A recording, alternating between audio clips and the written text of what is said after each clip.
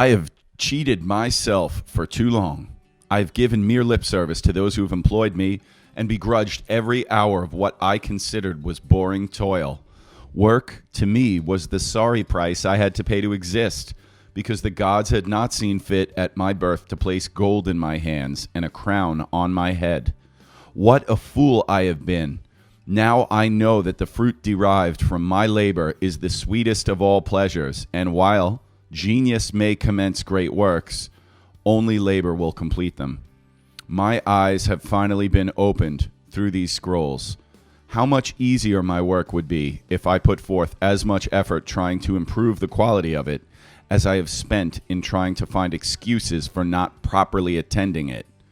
There is one towering secret of success which dwarfs all other rules. It is certain to be included in every list of affirmations on creating a better life for centuries and millenniums to come. And yet, most of mankind will reject it again and again as too difficult.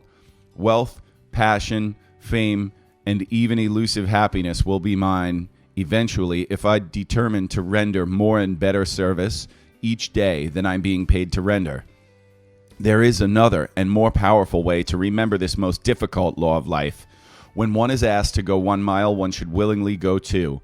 Centuries from now, even as today, only a few will have the determination to follow this great secret of achievers, and they will be the honored ones. I commence today. Never again will I perform any task at less than my best.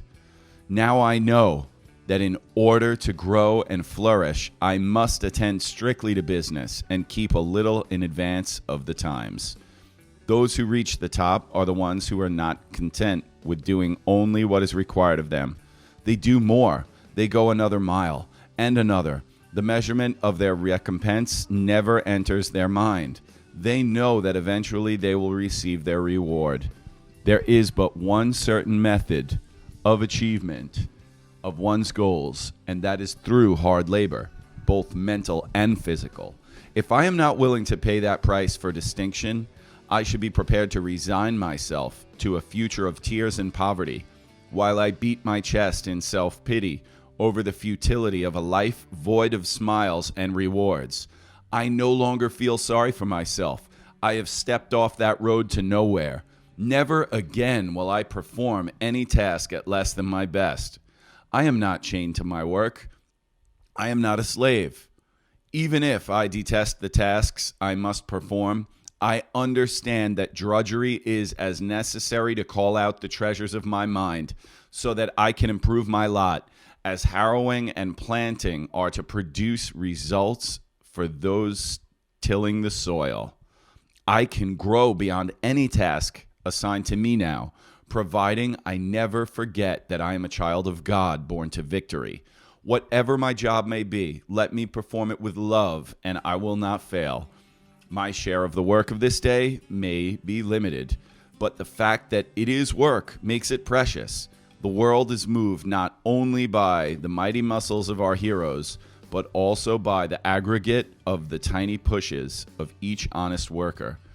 The secret of true love of work is the hope of success in that work, not for the money reward, not for the time spent, or for the skill exercised, but for the pride and satisfaction in the accomplishment of the work itself. A sufficient reward for a thing well done is to have done it. Never again will I perform any task at less than my best. Henceforth, when my day's work has ended, I will surprise the world. I will remain at my task just a little longer, and let that extra effort be an investment in my tomorrow. With such an attitude, so rare in this selfish world we inhabit, I cannot fail. And yet, if I labor in such a matter, if I persist in traveling the extra mile, I must prepare myself for jeers from those who never contribute a fair day's work. In order to accomplish some great thing in this short life, I realize that I must apply myself to work with such a concentration of my mind and my muscle and my time that those who live in the squalor of idleness, I may appear to have given leave of my senses. So be it. Never again will I perform any task at less than my best.